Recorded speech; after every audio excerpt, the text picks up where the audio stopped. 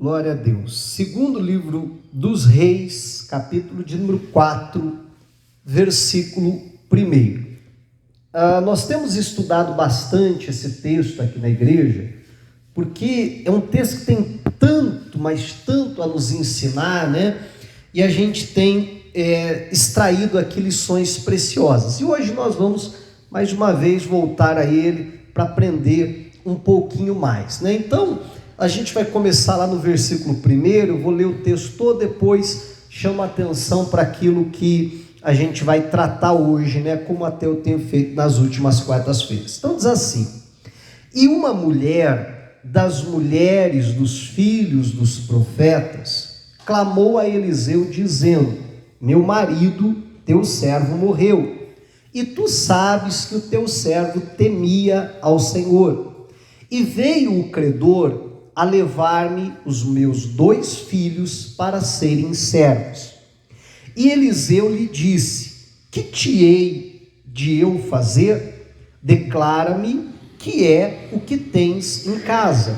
E ela disse: tua serva não tem nada em casa, senão uma botija de azeite. Então disse ele: vai, pede para ti vasos emprestados a todos os teus vizinhos, vasos vazios, não poucos. Então entra e fecha a porta sobre ti e sobre teus filhos, e deita o azeite em todos aqueles vasos, e põe à parte o que estiver cheio. Partiu, pois, dele e fechou a porta sobre si e sobre seus filhos. E eles lhe traziam os vasos, e ela os enchia. E sucedeu que, cheios que foram os vasos, disse a seu filho: trazei-me ainda um vaso. Porém, ele lhe disse: não há mais vaso nenhum. O que diz aí? Então o azeite parou. Então veio ela e o fez saber ao homem de Deus. E disse ele: vai, vende o azeite e paga a tua dívida, e tu e teus filhos vivei do resto. Amém? Então, como eu disse, a gente tem extraído lições preciosas. Por exemplo, na quarta-feira passada, a gente falava aqui sobre cooperação familiar, né? Para Deus operar o milagre nessa casa, essa família teve que aprender a todos trabalharem juntos por um bem comum, né? Então a Bíblia diz que os filhos traziam azeite, ela ia enchendo, né? Eu fico imaginando quase que uma linha de produção ali, né? Um trazia o vaso, colocava, ela ia enchendo, quando ficava cheio, o outro já vinha, já tirava aquele, o outro filho já colocava o outro vaso, então, e assim foi indo. E eu falava da importância, então, né, dessa cooperação familiar, e que isso passa por nós conseguirmos, sabermos passar a visão para a nossa família, aquilo que Deus falou com a gente, aquilo que Deus colocou no nosso coração, aquela palavra que Deus nos deu, nós conseguimos então transmitir essa visão, inspirar a nossa família com isso, que foi o que a mulher fez com os seus filhos. A palavra veio a ela, Eliseu falou com ela, mas ela chega em casa e consegue inspirar os seus filhos então, e toda a família começa a trabalhar por um bem comum. Hoje eu quero destacar, e até na leitura nós fizemos isso, né? A Bíblia diz aqui no finalzinho do versículo 6, a gente pode até voltar aqui para o finalzinho do versículo 6. Espera aí que agora não foi, mas já vai entrar aí. O finalzinho do versículo 6, eu destaquei até na hora da leitura, né? Diz assim que ela diz: olha, traga mais um vaso. Aí o filho responde lá: acabou, não tem mais vaso. E aí a Bíblia diz: então o azeite parou. Hoje eu quero falar a respeito justamente disso, desse aspecto. Nós precisamos, e aí eu quero já falar do título da mensagem, só no título você já vai entender aonde a gente vai, do que a gente vai tratar hoje, né? O título é: quando eu paro, o azeite para. Você pode repetir isso comigo? Vamos lá? Quando eu paro, o azeite para. Amém? Então, aquela mulher, ela recebe uma instrução da parte de Deus, né? Através de Eliseu, dizendo: olha, vai aos teus vizinhos, pede vasos emprestados, vasos vazios, não poucos. Eliseu não diz: olha, consiga 5 vasos. Ele não diz: consiga 10 vasos ou 50 vasos. Ele diz: consiga vasos vazios, não poucos. Só que você há de concordar comigo que para algumas pessoas não poucos são 3. Verdade, não é? Para outro, não poucos são 10. Para outro, não poucos são 50. E para outro, não poucos são 300. Verdade, não é? E aí, claro que vai depender de cada um. E perceba que não é só uma questão, né, de interpretação, não é isso que eu estou falando? Mas sim uma questão realmente de fé. Porque para que eram aqueles vasos? Aqueles vasos eram para ela colocar azeite neles. E aí vamos lembrar, quanto de azeite ela tinha? Uma botija de azeite. Então ela tinha lá um pequeno frasco, uma pequena vasilha de azeite, e ela ia usar aquele azeite para encher vasos. Então, eu gostaria que a gente tentasse colocar no lugar dessa mulher, porque vamos parar para pensar, porque conseguir esses vasos dá trabalho. Você tem que ir lá na casa do vizinho, bater lá: ô, bom dia, boa tarde, boa noite, tudo bem? Olha, eu vim aqui porque eu estou precisando de um vaso. Você não tem um vaso aí para me emprestar, vai ter que ser um vaso assim vazio, né? E aí vamos supor, aquele vizinho diz: eu tenho um aqui, toma aqui, muito obrigado. Então, eu tinha que pegar aquele vaso, levar ele para casa, não é assim? Deixava ele lá, voltava e agora ia bater no outro vizinho. Naqueles primeiros, né, que estavam ali perto da casa, era mais fácil, verdade, não é? Mas daqui a pouco a distância ia aumentando.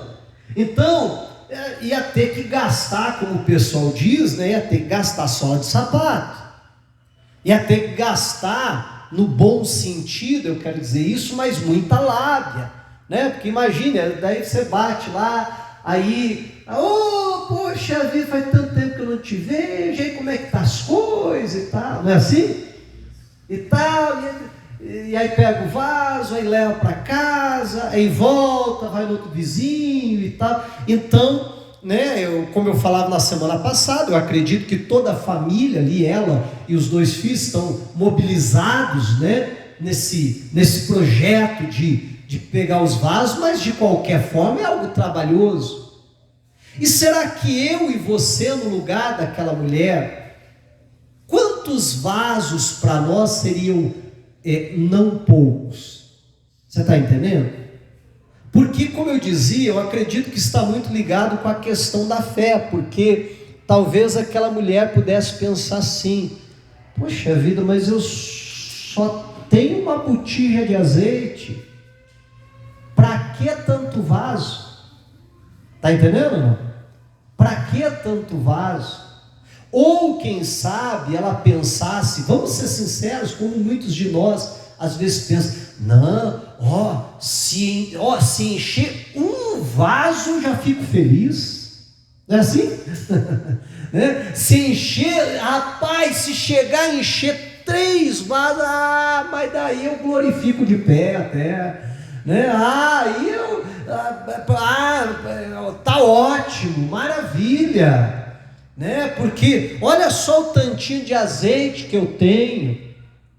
Então acho que não precisa tantos vasos assim. E quantas vezes não é exatamente dessa maneira que nós agimos, né? Tentando nos poupar por causa, na verdade, de uma falta de fé naquilo que a palavra de Deus diz, naquela palavra que Deus nos deu, naquela palavra que foi direcionada a nós. Está entendendo? E aí, meu irmão, um ditado, né, antigo é que o bom é inimigo do ótimo. Você já ouviu esse ditado? Acho que você nunca ouviu por aí, talvez da minha boca você já deve ter ouvido, que eu já falei várias outras vezes. O bom é inimigo do ótimo. O que é isso, né? A gente deveria sempre buscar a excelência, o excelente.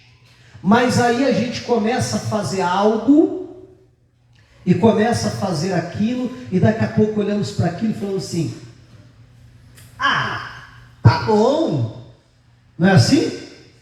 Mas se a gente se esforçasse mais, ia superar o bom, ia chegar no ótimo, ia chegar no excelente, no maravilhoso. Você está entendendo?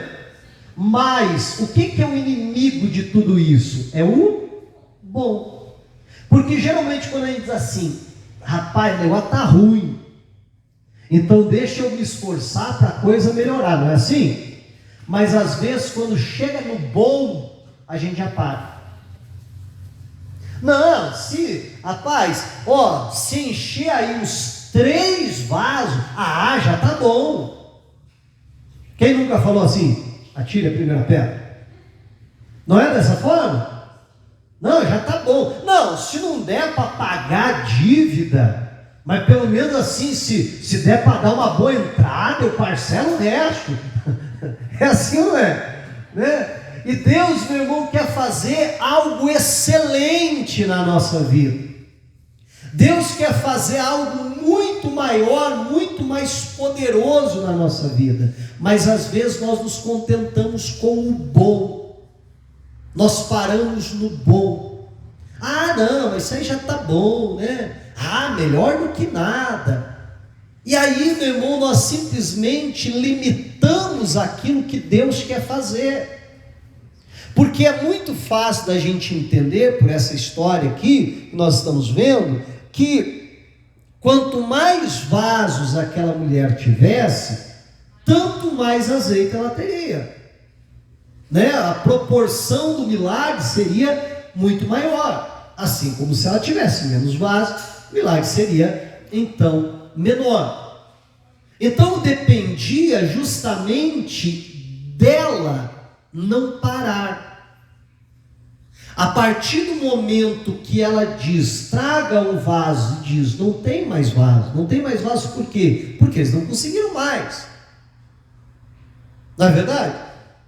Então o azeite parou. E nós vamos entender que toda vez que a gente para o azeite, leia azeite como a unção de Deus, como a multiplicação, como um milagre, como aquilo que Deus está fazendo, ele também para.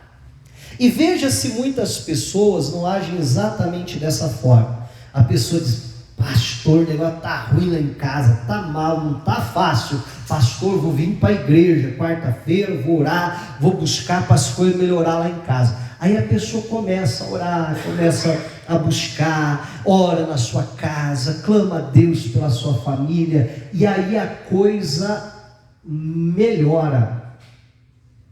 Você está entendendo? Dá uma melhorada. E aí quando dá uma melhorada, o que a pessoa faz? Para. Já não ora mais como orava antes, já não busca mais como fazia antes. Você está entendendo? A pessoa para, ou muitas vezes nem para, mas diminui o ritmo. Porque a pessoa diz: mas já está bom, né? Já melhorou bastante. É muito interessante que Eliseu, ele dá a seguinte instrução, né? Pega esse azeite, derrama no vaso e põe à parte o que estiver cheio. Meu irmão, vamos ser sinceros, sabe que ele precisaria dessa instrução? Né? A lógica nos remeteria que ela deveria fazer isso, mas ele dá essa instrução. E eu penso que isso não está na Bíblia à toa, como nada está na Bíblia à toa. Mas eu penso que até aqui nós podemos extrair uma boa lição. Porque às vezes nós, derramamos o nosso azeite lá no vaso, E vai multiplicando, e a gente vai ficando empolgado, porque imagine só, meu irmão, você está ali vendo o milagre diante dos teus olhos, e o azeite derrama, e está enchendo o vaso, e o azeite da botija não acaba.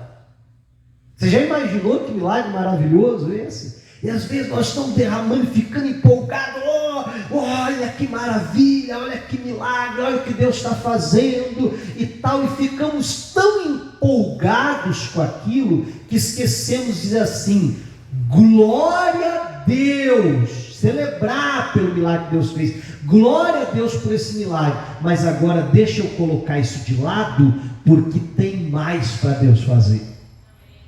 Você está entendendo? Porque tem muito mais vaso para ser cheio, tem muitas mais coisas boas para acontecer, muitos milagres, e trazer um novo vaso e encher aquele.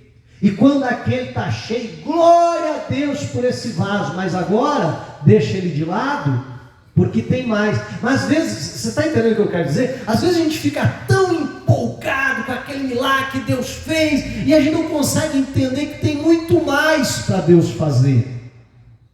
Aí a gente fica empolgado, pastor, o meu familiar, pastor, estava no vício, e Deus libertou ele, agora ele não fuma mais, ele não bebe mais, pastor, estou tão feliz, glória a Deus, vamos fazer festa, vamos celebrar, mas agora pega esse vazio, põe ele do lado, você está entendendo?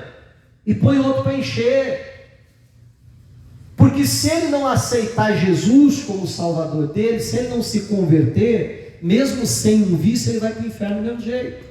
Sim ou não? Então tem mais coisa a ser feita, mas às vezes a gente se empolga com aquilo, a gente, sabe, fica tão eufórico e diz, puxa vida, olha aí o que Deus fez e tal, que maravilha, que bom. Pois é, mas o bom, nós não podemos deixar o bom ser inimigo do ótimo. Glória a Deus por aquilo que Deus fez, mas ainda tem mais para Deus fazer. Eu falei aqui no culto da manhã algo, e os irmãos saíram da igreja brincando com isso, falando isso. Eu pensei, eu acho que isso aí vai pegar na igreja, né? Eu disse que às vezes você, né, encontra alguém e você diz assim, e aí, como é que você está? Já ouviu alguém respondendo assim, rapaz, estou bem, está tudo bem, rapaz, se melhorar estraga. Já ouviu alguém falando isso? Não, meu irmão, nós não podemos falar de jeito nenhum, né? Nós deveríamos falar da seguinte forma, falar assim, olha, está tudo bem, mas tem espaço para melhorar. Amém?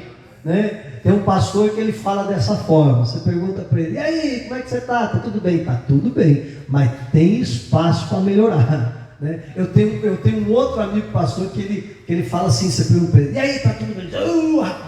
Ele fala assim, está uma bênção, está tudo bem, se melhorar, melhora ainda mais. Mas eu gosto mais dessa outra versão, está tudo bem, mas tem espaço para melhorar. Amém, igreja? Verdade, não é? Como é que está o teu casamento? Rapaz, meu casamento está uma bênção, mas ainda tem tanto espaço para melhorar. Verdade, não é? Como é que está teu filho? Rapaz, mas meu filho está uma bênção, mas tem espaço para melhorar. Você está entendendo? Então eu penso que esse coração, esse sentimento que nós temos que ter, porque quando a gente para, o azeite para. Amém? Quando a gente deixa de crer, quando a gente deixa de orar, quando a gente, como eu dizia até agora há pouco, quando a gente simplesmente se contenta com o bom, não vem o ótimo, não vem o excelente, não vem o maravilhoso. E tem muita coisa além do bom. A coisa está boa, pastor, está muito boa, mas dá para melhorar ainda mais. Eu não vou parar, eu vou continuar, eu vou em frente. Se a gente for falando em frente, se a gente for um pouquinho em frente aqui, em 2 Reis, agora capítulo 13, a Bíblia fala aqui de um rei, o rei Jeoás, e ele na verdade não é nem o personagem principal aqui, mas sim o Eliseu. Mas tem algo muito interessante aqui nessa história. Segundo livro de Reis, capítulo 13, versículo 14. Quem achou, diga amém. Diz assim a Bíblia: e Eliseu estava doente da sua doença de que morreu. E Jeoás, rei de Israel, desceu a ele e chorou sobre o seu rosto e disse: meu pai, carros de Israel e seus cavaleiros. Alguns comentaristas bíblicos dizem que essa expressão, que inclusive foi a mesma expressão que Eliseu usou para se referir a Elias, quando Elias, um pouco antes de Elias ser levado ao céu, no redemoinho, o Eliseu usa essa mesma expressão. E alguns comentaristas dizem, tem até uma tradução bíblica que traz dessa forma, eu não lembro se é NVI ou é a nova tradução da linguagem hoje, mas que traz dessa maneira. Essa expressão é como se dissesse assim: olha, a tua vida vale mais, a tua vida é mais preciosa do que os carros e os cavaleiros de Israel. Em outras palavras, está dizendo: olha, você, a sua vida para a nação é mais importante do que um exército. Você faz ideia que era um exército, a importância de um exército para uma nação naquela época? Mas está dizendo: olha, a tua vida vale mais do que um exército. E eu te pergunto, tanto na vida do Elias quanto na vida do Eliseu, isso não era verdade? De fato, na vida dos dois houve ocasiões que ele, sendo usado por Deus, valeu mais do que um exército inteiro.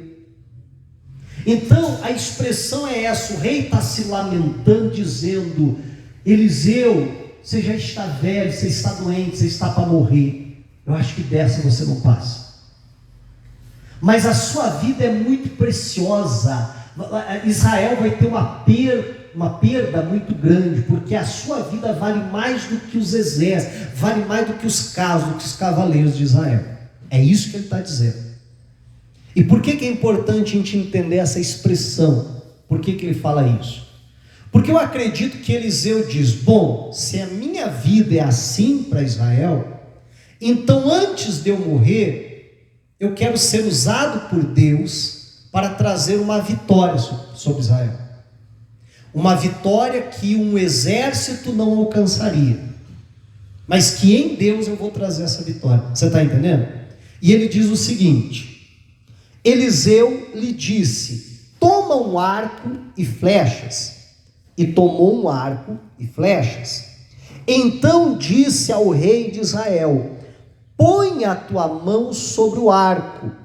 E pôs sobre ele a sua mão.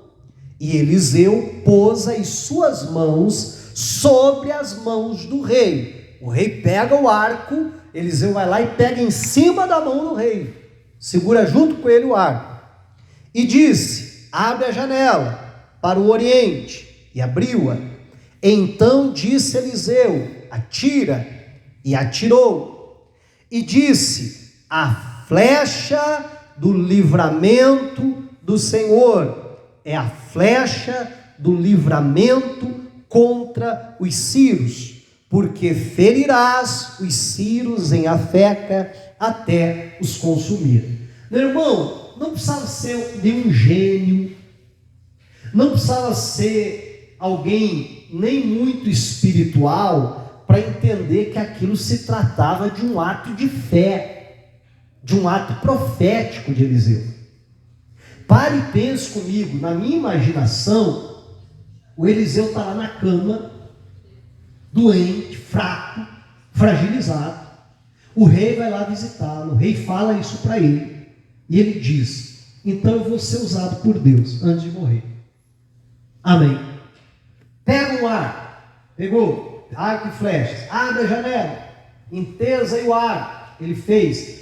Eliseu, eu fico imaginando, maior dificuldade, se levanta da cama, vai até o rei, na janela, segura o arco em cima das mãos do rei, pega junto com ele, dizendo: enquanto eu estou vivo, amém? É a maneira que eu leio o texto, tá? Enquanto eu estou vivo, eu vou pegar aqui na tua mão, eu vou te conduzir pela mão, eu vou te ensinar como é que é para ser usado por Deus. E ele vai e lança a flecha. Meu irmão, só nisso já fica muito claro que se trata de um ato profético. Mas para isso ficar ainda muito mais claro, o Eliseu ainda diz: essa flecha aí, que você acabou de lançar, é a flecha do livramento do Senhor contra os sírios, porque você vai ferir os sírios em afé até os consumir. Era óbvio que ele não estava falando daquela flecha de forma literal. Aquela flecha foi lançada, percorreu 150, 200, quem sabe 250 metros, caiu ali. Essa flecha não foi até lá e matou todo o exército da Síria. Não, era um ato profético. E está dizendo: ó, essa flecha aí é a flecha do Senhor. Deus está declarando que Deus vai te dar a vitória. Amém. Agora, o que acontece é que, repito, é a forma de eu interpretar o texto, tá? O Eliseu está dizendo: essa última vez, eu peguei na tua mão, eu te ensinei a fazer, eu lancei com você, mas eu não vou estar aqui para sempre. A partir de agora, você vai ter que aprender a ser usado por Deus para trazer livramento para Israel, e eu não vou mais segurar na tua mão. Sabe a criança que até uma altura da vida você pega na mão dela para atravessar a rua, não é assim? Você vai andar, se segura na mão, mas vai chegando uma idade que a criança mesmo já não quer mais segurar na tua mão. Não é assim? Mas não, eu já sei e tal. E com o passar do tempo, você mesmo já não precisa mais segurar na mão. Porque vai tendo uma certa maturidade, vai crescendo, já aprendeu a olhar para os dois lados, atravessar a rua, atravessar com segurança, né, e tal, e assim vai indo. Então eu penso que Eliseu está dizendo: olha, agora você vai ter que aprender a se virar, porque eu não vou estar aqui mais. E aí o que acontece é o seguinte: então fica muito claro que é um ambiente profético, que aquilo ali se trata de um ato profético. Você está entendendo? De um ato de fé. E aí o que acontece? Versículo 18: e disse mais, quer dizer, a conversa não parou, a instrução veio na mesma hora para ele: toma as flechas, e as tomou. Então disse ao rei de Israel: fere a terra. E feriu 3 vezes e cessou. Então o rei pega uma flecha, tesou o arco, joga no chão, crava ali, não sei se dentro da casa ou fora, mas parece que dentro da casa mesmo. Então quem sabe crava ali a flecha no chão. Ele pega uma segunda, pega uma terceira, e ele para e fica olhando com uma cara de tacho assim para o Eliseu, né? E agora? Então você perceba, como eu disse, que é muito claro que o ambiente é profético. O Eliseu está falando para ele ferir o chão e usar as mesmas ferramentas, que é o arco e as flechas, que acabaram de ser usadas para lançar aquela flecha que ele diz. É a flecha do livramento do Senhor. Amém. E ele lança 3 vezes e ele para.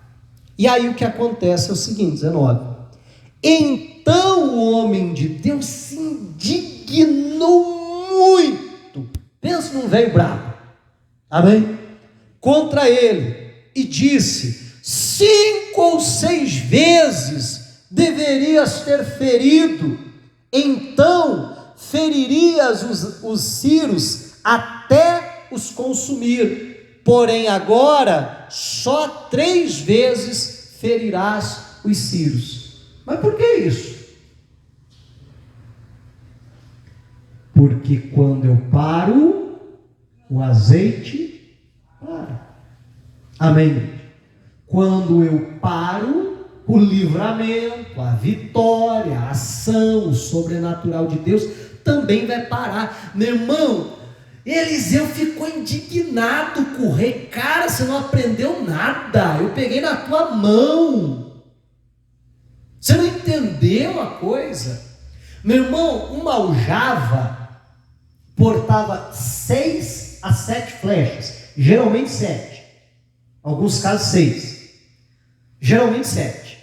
Então pense comigo, havia 7 flechas na aljava. A primeira foi lançada pela janela, então ficou de 5 a 6 na aljava. O Eliseu está dizendo, cara, você tinha que ter usado tudo, você tinha que ter dado tudo. Por que razão que você parou? Quem mandou você parar? Porque da mesma forma que anos antes Eliseu disse para a mulher, vasos vazios, não poucos, e ele não diz o número dos vasos, aqui é a mesma coisa, ele diz, fira a terra. Ele fala quantas vezes? Não, porque dependia da mulher saber quantos vasos ela ia pegar, assim como dependia do rei Joás quantas vezes ele ia ferir. Você está entendendo?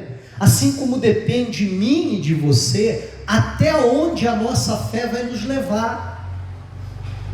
Se a nossa fé vai nos levar a dar tudo de nós, ou se a nossa fé vai nos levar a nos poupar, ou como no caso do Jeoás, só usar metade, e talvez na cabeça do Jeoás feriu 3 vezes e falou assim, eu acho que 3 está bom, né?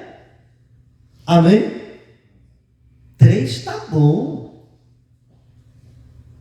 Mas aí Eliseu diz, rapaz, se você tivesse dado tudo de si, se você tivesse lançado todas as suas flechas, não tivesse se poupado, então você teria uma vitória, que essa vitória seria não só decisiva, mas seria uma vitória absoluta. Você consumiria eles por completo, eles nunca mais se levantariam como nação. Mas agora você vai ter uma vitória, você vai ter 2 vitórias, você vai ter 3 vitórias, e depois não vai mais conseguir vencê-los.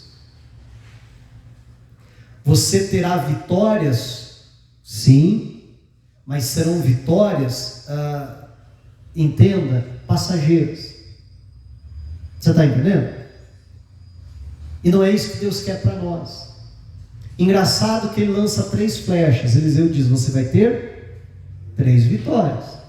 Se ele lançasse todas, Eliseu disse, você consumiria o seu inimigo. E o que me leva a crer que se ele lançasse uma flecha, ele teria uma vitória. Se ele lançasse 4, assim por diante. Se ele lançasse todas, Eliseu disse, você ia acabar com seus inimigos. Então, guarda isso no teu coração. Quando eu paro, o azeite para. O que define o nível do milagre, a proporção do milagre que eu vou viver, é justamente até onde a minha fé me leva. Se para mim eu me contento com o bom, meu irmão, é isso que eu vou viver. Amém? É isso que eu vou viver.